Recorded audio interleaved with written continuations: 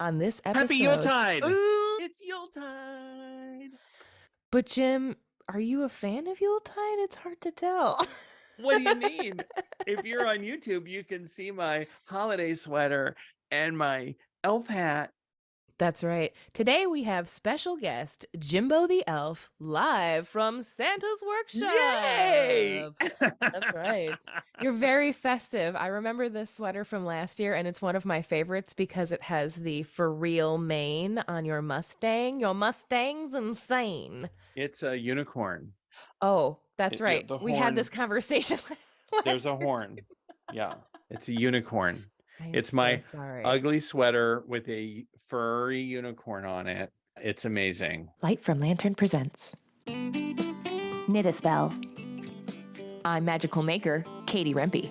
And I'm the maker of magic, James Devine. Join us as we stitch together the symbiotic relationship between crafting And the craft. So Merry Yuletide. What is it? What is Yule? So let's talk about it. The word Yule refers to a indigenous winter festival celebrated by Germanic people in Europe.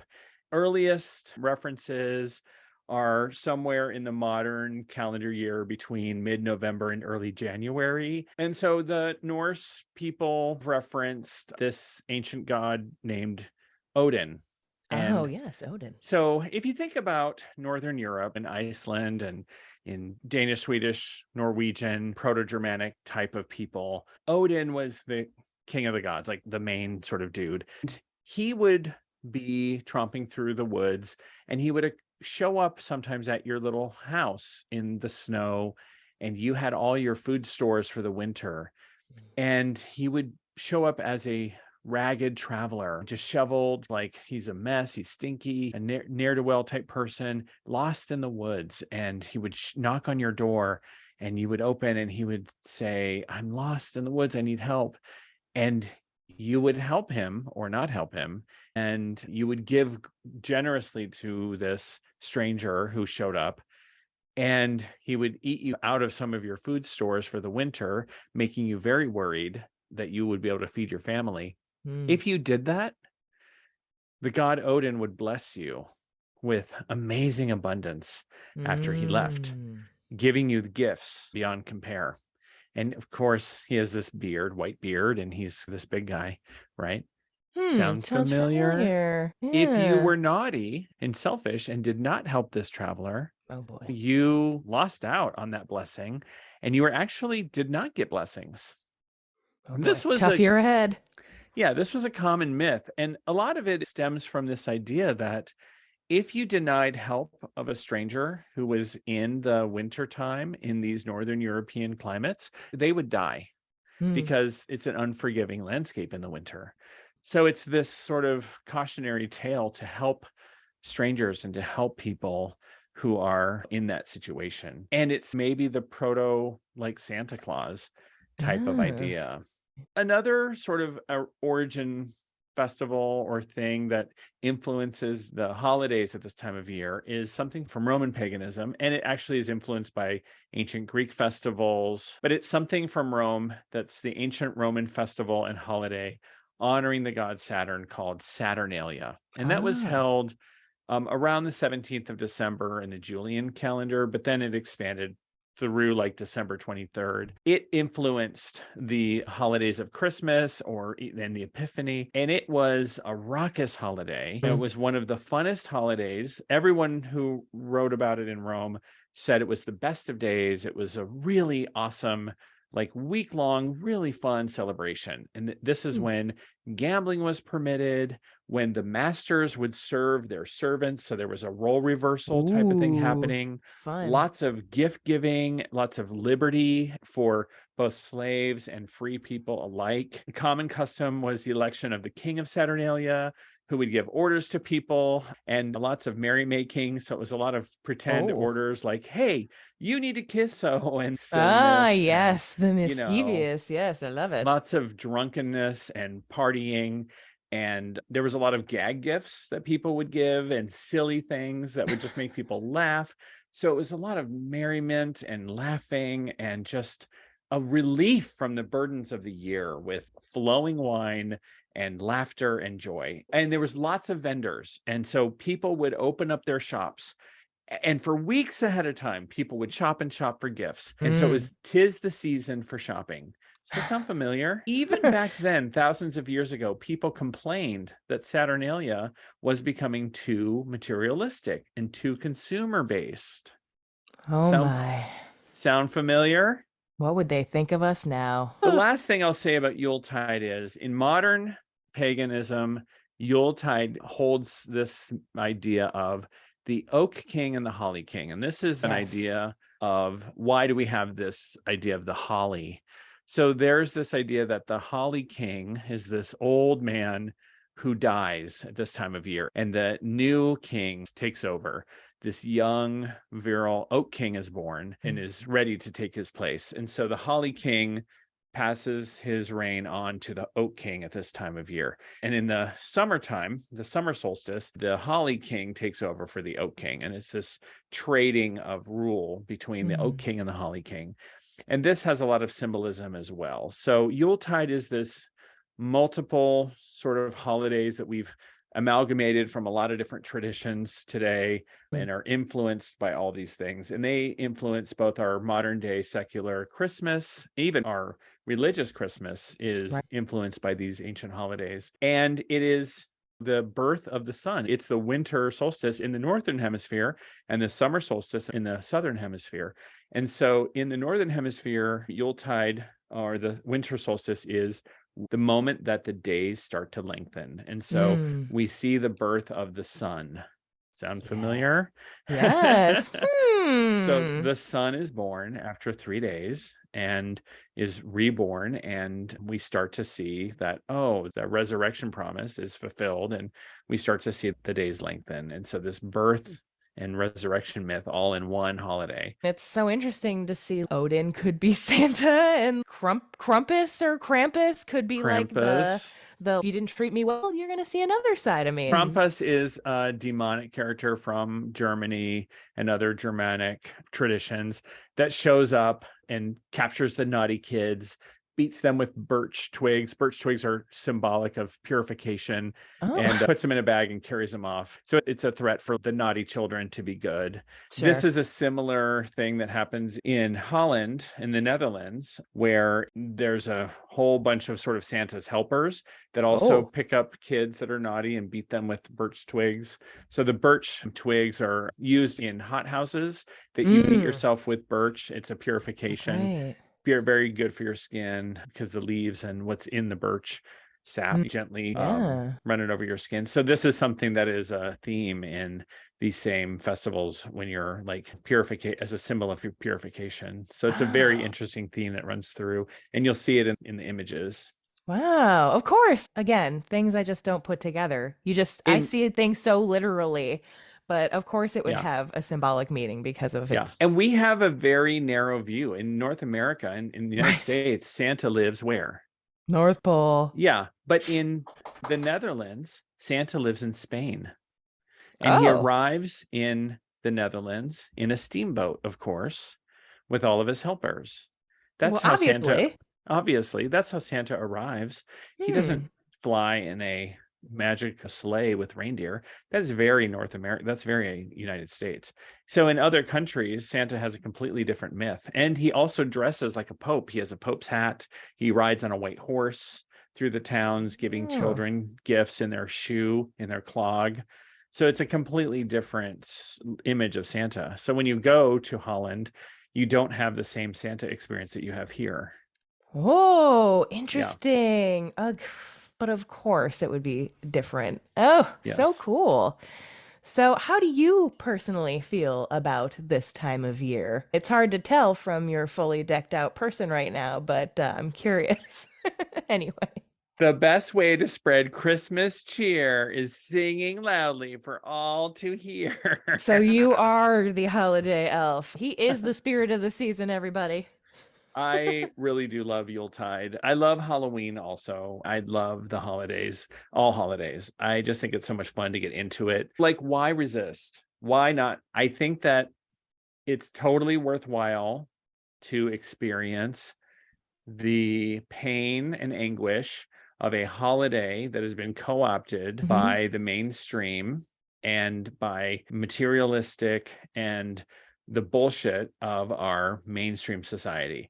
And that sucks. And being under pressure from our mainstream society can make the holidays feel terrible. So I can see Show Me on the Doll where Christmas and Christianity has hurt you is Yeah. completely valid.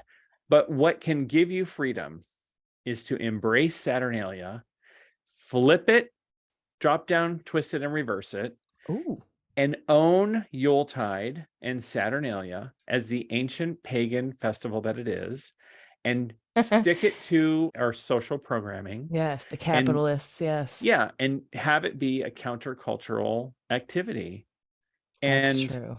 live in pride with this countercultural pagan festival and eat, drink, be merry, have an orgy. I don't know. Do something that doesn't seem very Christmassy on the equinox. Yeah, I mean, it sounds very Saturnalia-y, though, from what we just were saying earlier. So, you know what? Have your orgy if that's your present for yourself. You do what you want. So, that's some good perspective because it's not that I don't enjoy this time of year. It's just that it's endless. It starts the day before Halloween when I'm looking Oh, to grab September some. 4th.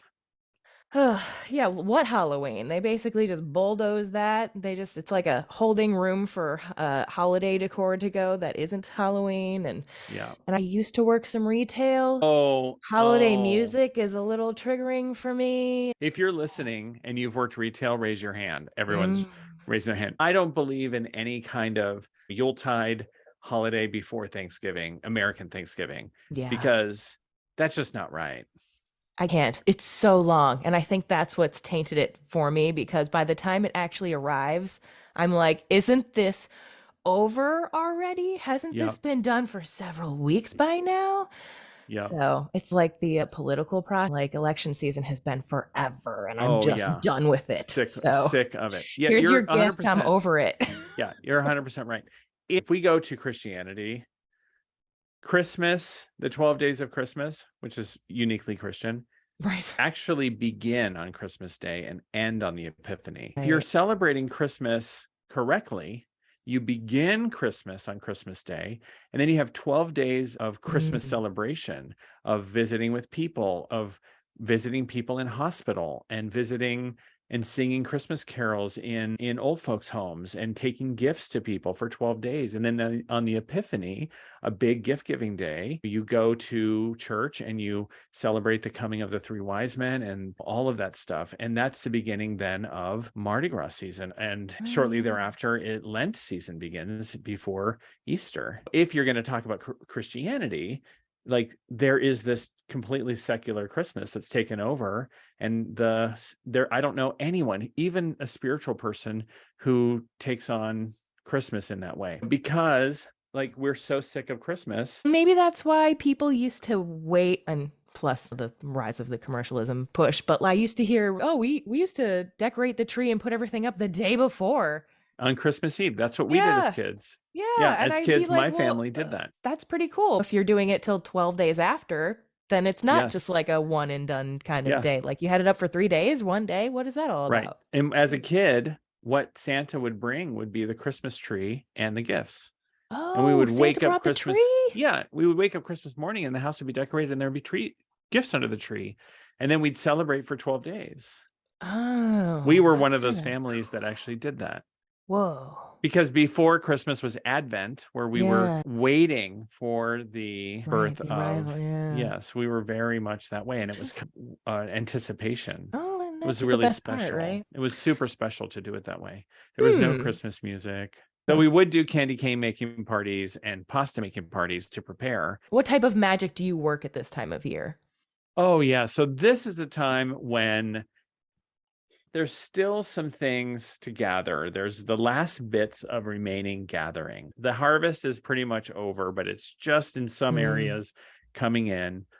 You are canning, you are preserving, you're taking the stores of produce and things from the harvest, and you're still in the place of canning them and making them. So you have a lot of those things that you've just put in jars or Mm, dried or made. And so there's a lot of that kind of gift giving that happens in exchange. So sure. you see a lot of that expressed in gifts. People have made things from the harvest. And so they're exchanging. If I was a farmer and I had an apple orchard, I would be making all kinds of things from my apples, and I'd be exchanging them and gifting them to people, and they would be gifting me things from their Mm, farm. And so I would be getting dried meats and I would be giving them apples. And so this kind of exchange would be happening at this time of year, just so that there would be a variety of supplies to get through the winter, so that we wouldn't just be living off apples all year. We'd have a mm, variety of things to get through. So you start to see those kind of things happen. And yeah. that makes a lot of sense at this time of year, which is why the crafts make a lot of sense. Yeah. And again, that they didn't start as just, oh, it's just a fun craft, something for me to do for the time. It's every minute you had to be doing something that was Yeah. useful, like making the sweater so you wouldn't freeze that year because Right. it's so big and worn out that, you Yeah. have to do one. Yeah. Yeah. Necessity. You're patching the bedspread, you're doing all Yep. these things. Yeah. Exactly. Today, in our modern world, we can emulate that, but it's a different world today. But the symbolic aspects are really fun. We exchange gifts and show that generosity. So magically, we can show this generosity and remind ourselves of all of these aspects of both being kind to strangers and being kind to people who have Mm. less than, remembering that anyone could be Odin. And, Yes. you This is know, the season of giving, by the yes, way. and Yes, after generosity all. and kindness. Yep. And that's magical because we can really see that in the myths. Yep. And giving of your time and not just money is also really great because not everyone has the luxury of money. And sometimes money is the easy way to deal with things. Not bad, but just Yeah. maybe less meaningful because Yeah. you didn't have to make the sweater. Sometimes it's everything though. Yeah, Sometimes giving exactly. $20 is a lot for someone. Yep, So, absolutely. Yep. So, Katie, I wonder, do you believe in Santa? Jim, Santa always freaked me out.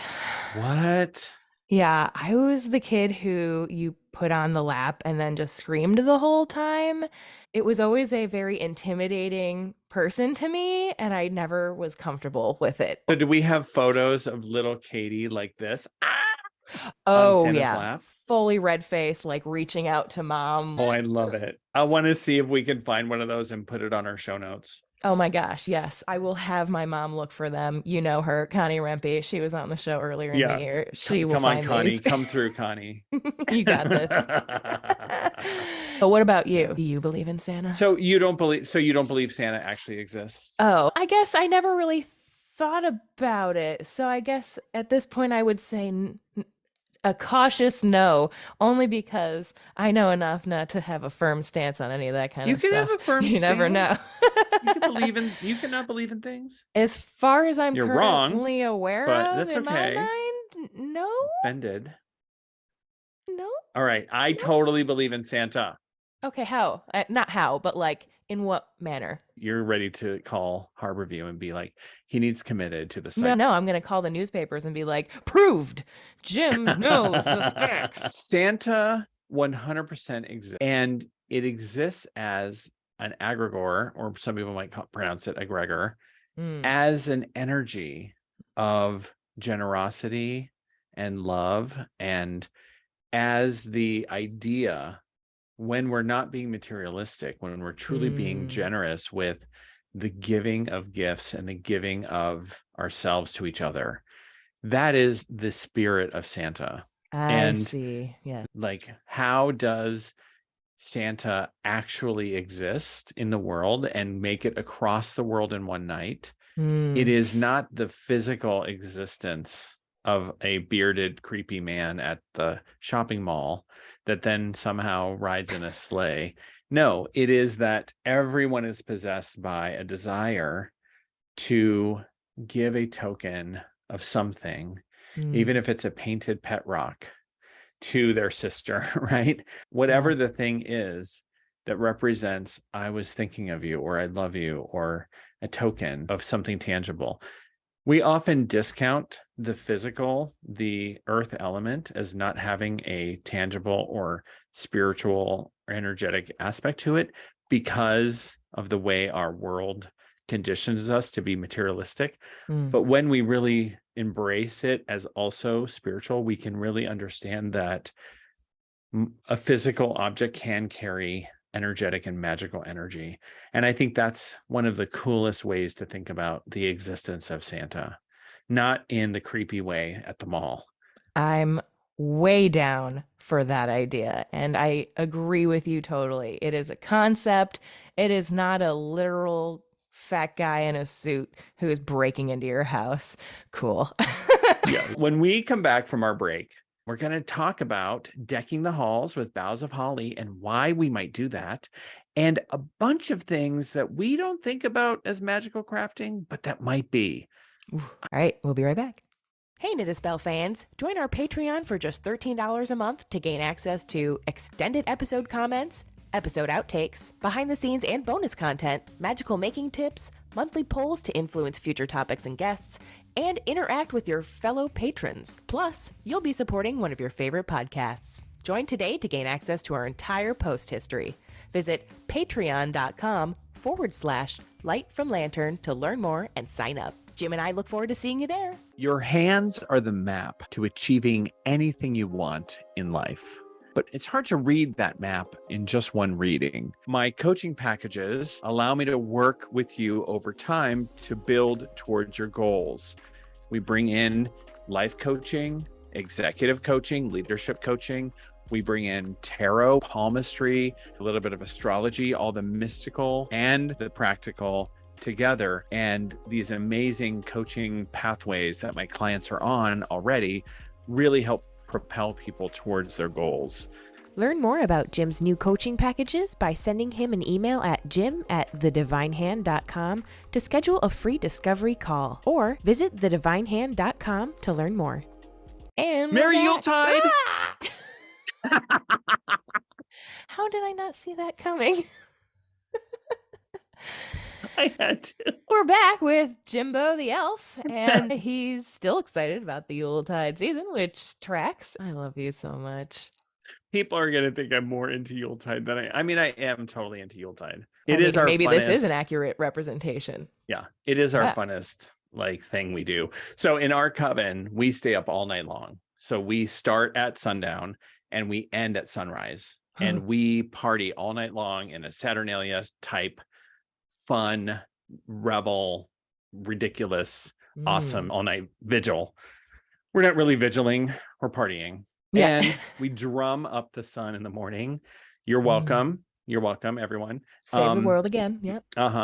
And it's just a blast. And we just have so much fun. And yes, everyone takes the day after because we're all wrecked. And smart. just going to bed like full of yummy food that everyone made, and there's a gift exchange, and they're all like handmade gifts, different things that people have mostly handmade or hand adorned in some way. The feeling of fullness of magic and friendship and joy and love, it's the best. This is the time of year when community really counts because, like you said, it was practical. It helped you from having only apples to eat for 5 months and hoping that you had enough. And if something happened, you had a community to help support you in this time. That's right. People who had interest in you not dying, which is really cool. Which is true today. If there's a hurricane or a tornado or an earthquake or whatever's happening, you have your community to support you. That's right. That's why also investing in charitable acts around this time is super important and part of the whole mainstay of it. Because without it, no one survives. Abundance comes in giving. Wouldn't you agree? I totally agree with that. And that's part of this, the magic. When we think about the myth of Odin and the example of Saternalia, the whole thing of giving to those who have less, giving to the underserved. Why is that such a push at this time of year? It comes from the charity work that is told to us in ancient times of giving to Odin and giving to those who are poor and who are derelict. This is something that is ancient magic. And it isn't just to be self-serving. Some philosophers would say everything we do is self-serving.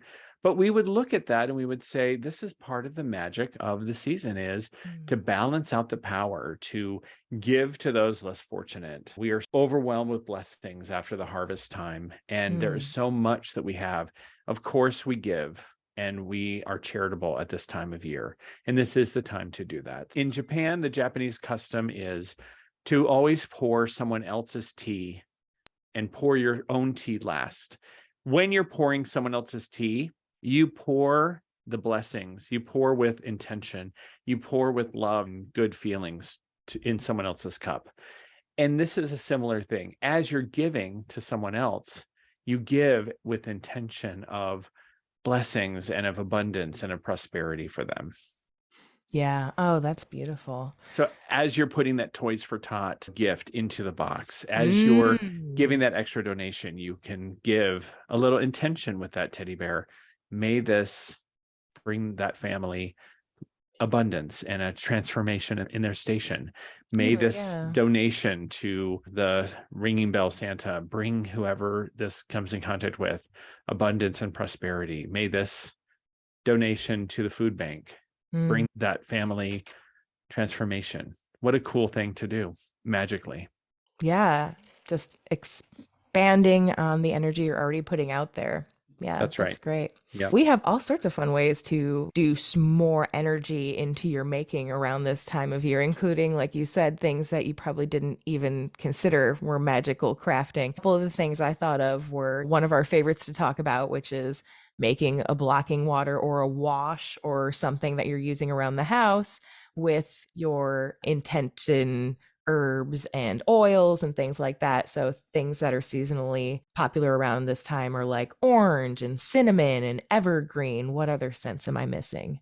Yeah, one of the coolest things you can do is take an orange and decorate it by piercing it with whole cloves.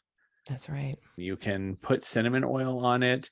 You can anoint it with a spray with different oils like evergreen. You can put evergreen boughs on it, little berries at the top. It can be a very beautifully scented orange. It's very traditional to do this. And it can be very magical. It's a symbol of abundance.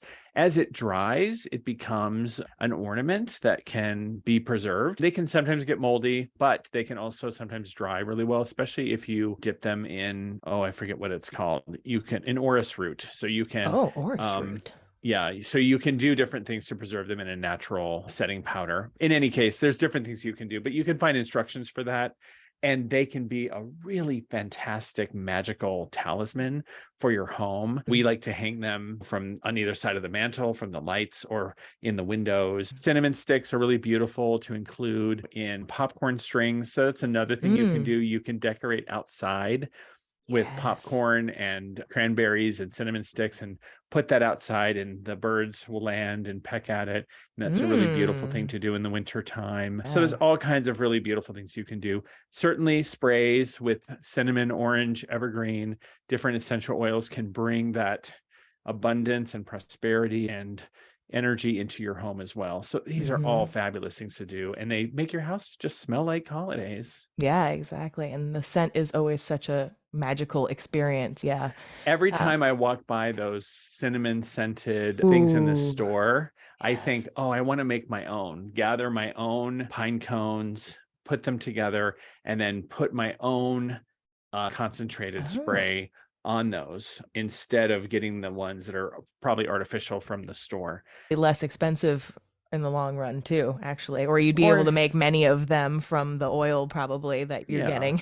You can deck the boughs of holly, right? Boughs of Deck holly? the halls with boughs of holly. There we go. Here in the Pacific Northwest, we do have holly that grows, and it is an invasive species. So except for places where it's planted purposefully, we gather rogue holly boughs from invasive places, and it often is growing with berries that are red at this time of year. And we actually literally deck our halls with boughs of holly. And the holly is a symbol of this renewed time of year, and that the Mhm. sun is returning, and that there is that the new year will bring prosperity. It's Mhm. a beautiful magic plant. And so Yeah. we do hang it over all of the doors, all of the passageways in the home. And it Mm. is absolutely beautiful to see it up those big prickly branches with the red berries. Yeah. So we do hang it all over our home. We decorate our home to the max. So yes, our home is decked with boughs of holly, and we are dressed in very gay apparel. That's Super right. gay, as you can tell right now. I don't know. It looks pretty low key, Jim. It's as gay as possible.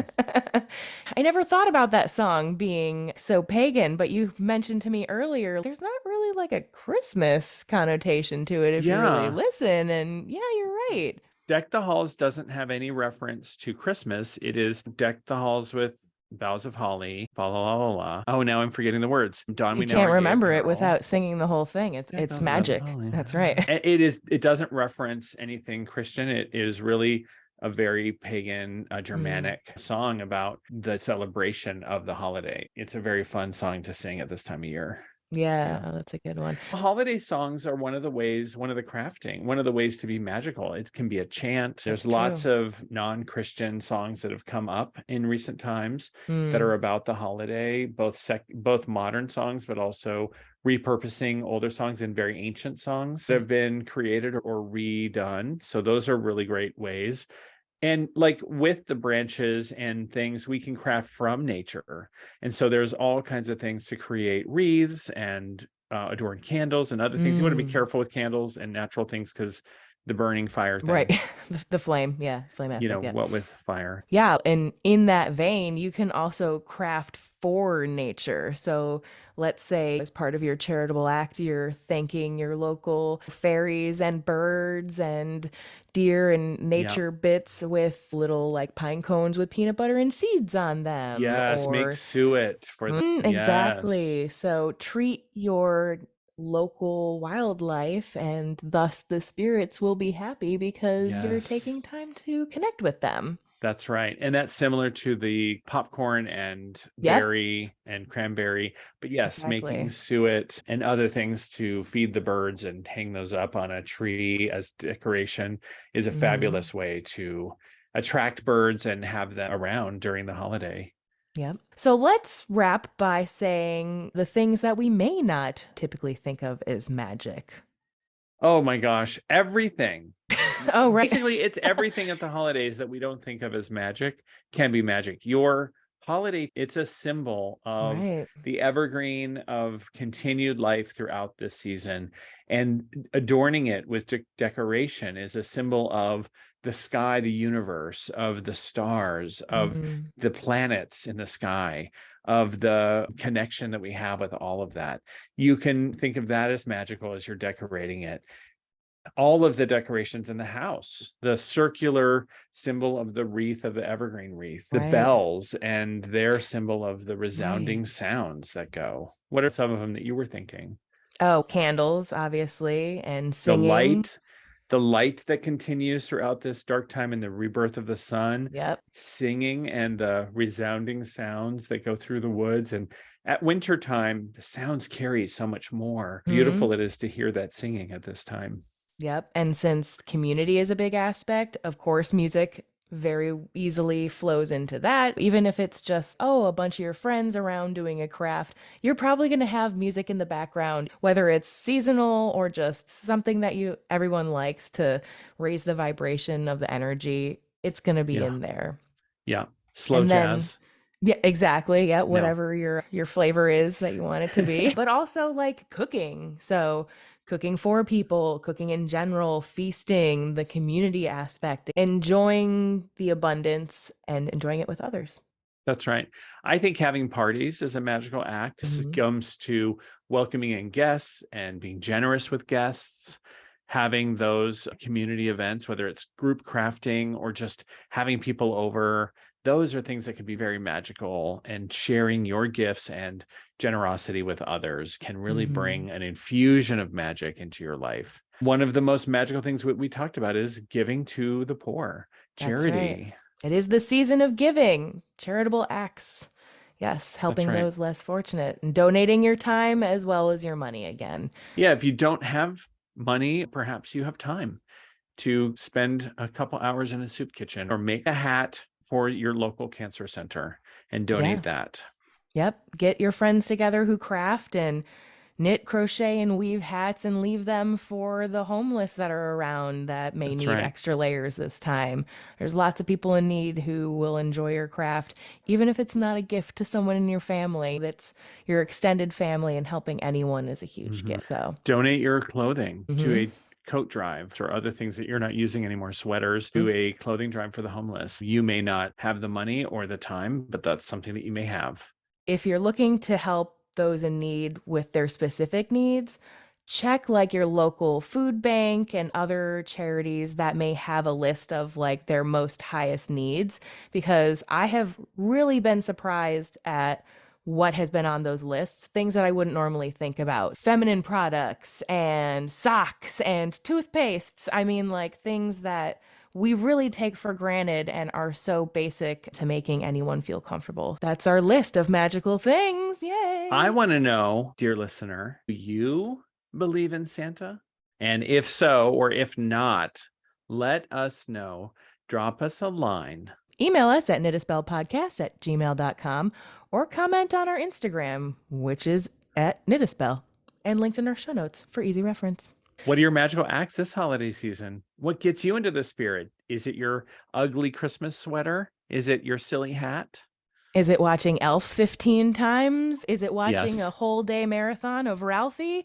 Yes. Yes. What? Is it all of those things? Is I'm it something feeling- we didn't even think about? We want to know. feeling Drop us a line. Personally attacked. Does Santa freak you out? Are you Team Katie? I need to know if I have friends and allies out there. Let me know. Help Katie out. I can't be the only one, right? Maybe I am. I don't know. All right, Jim. Until next week, I'll see you then. Happy Yule. Deck the halls with boughs of holly. I love holiday music. Yay. Bye, everybody.